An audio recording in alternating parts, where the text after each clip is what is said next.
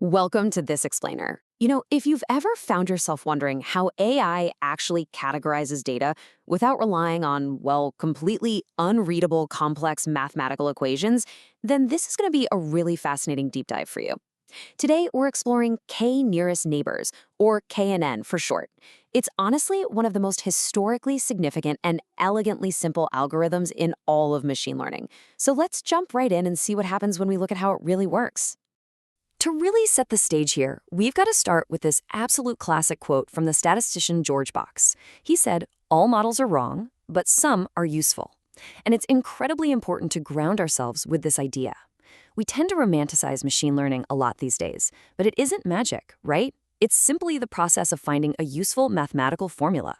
When we apply that formula to a collection of training data, it just produces the desired outputs. Simple as that.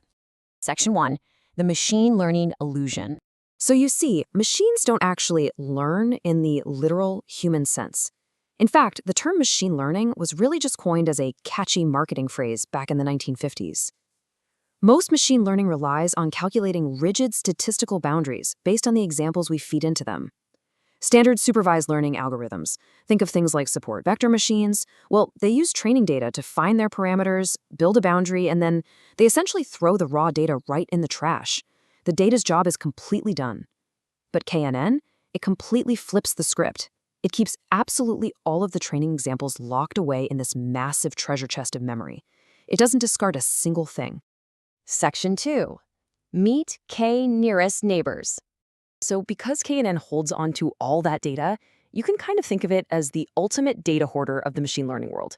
It doesn't spend a bunch of upfront time building some complex mathematical model. It just waits. In formal machine learning terms, this makes it a non-parametric and instance-based algorithm.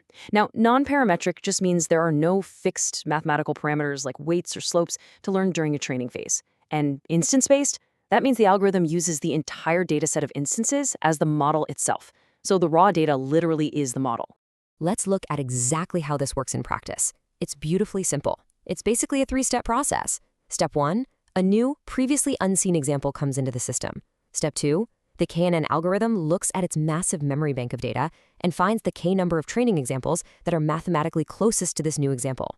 And finally, step 3, it looks at the labels of those closest neighbors and returns the majority or average label as its prediction. And that's it. It essentially just asks its closest data point neighbors to take a vote. Moving on to section 3, measuring mathematical closeness.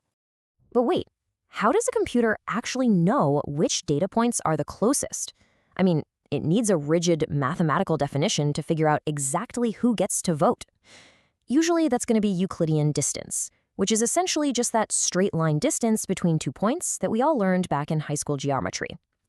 But depending on your data, you might use metrics with incredibly intimidating names, things like Chebyshev distance, Mahalanobis distance, or Hamming distance.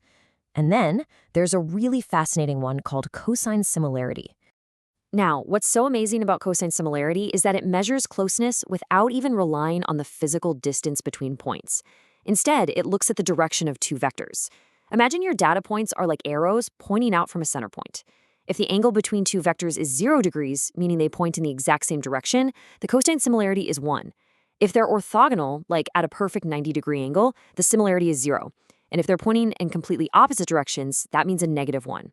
It's just a fantastic way to see if data points share similar characteristics, completely ignoring their overall magnitude. Okay, so who exactly decides whether we use Euclidean distance or cosine similarity? And for that matter, who decides what that number k should be? Are we looking at 3 neighbors? 100 neighbors? Well, these are called hyperparameters. A hyperparameter is a choice the human data analyst has to make before running the algorithm. The algorithm doesn't just magically figure out the best k out of the box, right? The human engineer actually has to test and tune these settings to find out what makes the model the absolute most useful for the task at hand. Section 4, classification versus regression. While finding neighbors is all well and good, what are we actually trying to predict here? Well, in supervised learning, problems usually fall into 2 distinct buckets, and KNN handles both of them beautifully. In classification, we're trying to assign a category, like predicting whether an email is spam or not spam. If k is 5, the algorithm looks at the 5 closest emails. If 4 are spam, boom, the new email gets classified as spam. It just returns the majority label. But in regression, we predict a quantity, something like the price of a house. The algorithm looks at the 5 closest houses and simply returns the mathematical average of their prices. So it's one single algorithm doing 2 totally different types of predictions.